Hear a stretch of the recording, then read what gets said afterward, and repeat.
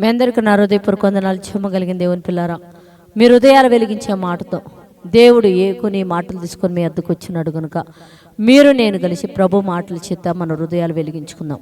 రాత్రి కాలం నుంచి మిమ్మల్ని, మీ కుటుంబాన్ని, మమ్మల్ని, సంఘాన్ని, భూమి మీద ఉన్న ప్రతి బిడ్డను దేవుడు జ్ఞాపకం చేసుకొని ఊపిరిని జీవాన్ని ఇచ్చిన దేవునికి మనందరి జీవితాల్లో చేసిన ప్రతి మేలుకు మన ప్రభు మన రక్షకుడైన యేసయ్య పరిశుద్ధ నామములో పరలోకమందున్న దేవుని పాదాల దగ్గర ఈ కృతజ్ఞత స్తుతులు శిరస్సు వంచి సమర్పించుకుంటూ ఈ దినం ఏ మాటల చేత అయితే దేవుడు మన హృదయాలు వెలిగించాలనుకున్నాడో ఒక్కసారి మనం ధ్యానం చేసుకోగలిగితే దేవుని పిల్లరా, హోషేయ గ్రంథము 10వ అధ్యాయము 12వ వచనంలో ఒక మాట రాయబడింది. దేవుని పిల్లరా, నీతి ఫలించినట్లు మీరు విత్తనము వేయుడే, ప్రేమ అనే కోత కోయండి అని చెప్తున్నాడు. అంటే నీతి విస్తరించినట్లు మీరు విత్తనాలు చల్లాల. నీతిని విస్తరించడం అంటే దేవుని పిల్లారా, ఒక పొలంలో మంచి గింజలు పడితే ఏంటంటే విస్తారంగా పంట వచ్చింది. దేవుని పిల్లారా, ఈ లోకమనే పొలములో ప్రతి మనిషి కానీ నీతిని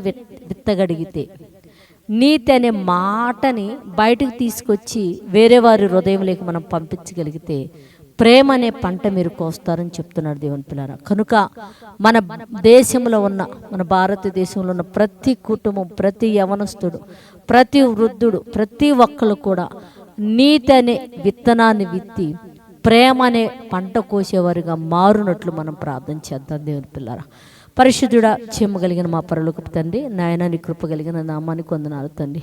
మా దేశమును జ్ఞాపకం చేసుకోతండి.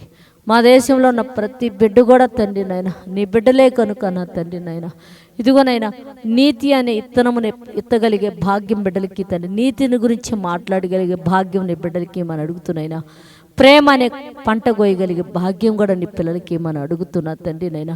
అట్టి జీవితం జీవించడానికి మా దేశంలో ఉన్న ప్రతి బిడ్డకి, ప్రతి కుటుంబంలో మీరు అనుగ్రహించమని అడుగుతున్నాయినా. ఎంతమంది అయితే ఈ మాటలు ఆసక్తి కలిగి చూస్తున్నారు తండ్రి, వారిని, వారి కుటుంబాలకు మంచి ఆరోగ్యం ఇవ్వమని తండ్రి నైనా. వారి రాకపోకల్లో, ఉద్యోగంలో నా తండ్రి, వ్యాపారంలో మీరు తోడుగా ఉండి వాళ్ళ చేతి పాడు తండ్రి కష్టాజితాన్ని ఆశీర్వదించి తిరిగి నీ బిడ్డలు క్షేమంగా గృహాలకు చేర్చి మీరు మహిమ పొందమని మా రక్షకుడు నీ కుమారుడనేసే పరిశుద్ధ నామములో ప్రార్థన అడుగుతున్నాము తండ్రి. ఆమేన్.